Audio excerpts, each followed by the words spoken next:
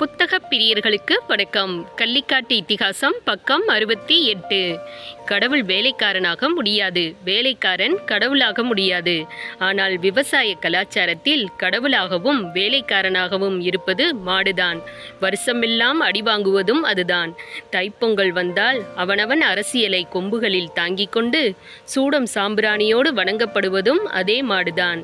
பெண்டாட்டி இழந்த சோகத்திலிருந்தே இன்னும் கரையேறாத பேயத்தேவர் மாடுகளையும் பறிகொடுத்த போது இடிவிழுந்த வீட்டில் தீயும் பிடித்த மாதிரி நொறுங்கி கருகிப் போனார். மொத்த ராத்திரியும் கெட்டிப்பட்டு விட்டது போலவும் இருட்டையெல்லாம் உருட்டி திரட்டி கல்லாக்கி நெஞ்சுக்குழிக்குள் யாரோ போட்டுவிட்டு போய்விட்டது போலவும் இருந்தது. என்ன தாத்தா இது, பேய் பிடிச்ச மாதிரி உக்காந்துக்கிட்டு? எவன் வீட்டிலையாவது பண்ணைக்கு இருந்தாச்சும் மாட்டை நான் மீட்டுட்டு வாரேன், பேசாம களிய தின்னு. ஆறிப்போன களித்தட்டை அவர் அருகே நகர்த்தி வைத்தான் மொக்கராசு. சில்லென்ற காற்றடித்ததும் மேகக்காம்பு சொலக்கென்று சுரந்து கொள்வது மாதிரி பேயத்தேவரின் தொண்டைக்குள் இருந்த சோகம் கன்னத்தில் குதித்தது கண்ணீராய். ஏல மொக்க, பெத்த பிள்ளை செத்திருந்தாலும் இப்படி உசுர் குறைஞ்சு உட்கார மாட்டேன்டா.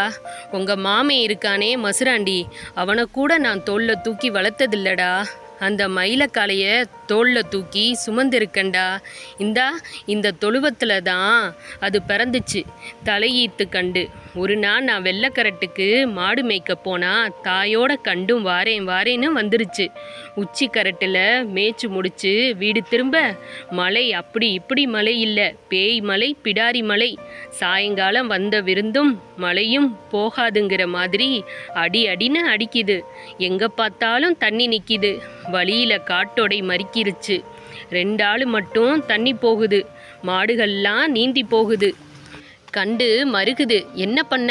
இந்த 2 தோல்ல தூக்குனேன் கண்ணுக்குட்டிய. தண்ணியோட நான் போனாலும் பரவாயில்ல, கண்ட கரை சேர்த்துரு சாமின்னு பாரத்தை சாமி மேலே போட்டுட்டு கண்ட என் தோல்ல போட்டு கரை சேர்த்தேன்டா.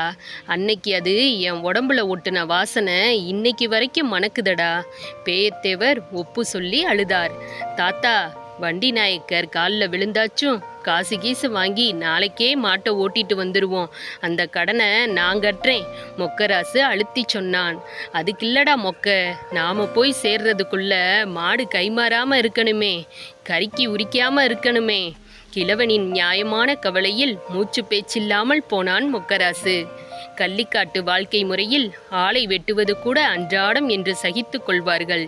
மாட்டை வெட்டுவதை மன்னிக்க மாட்டார்கள்.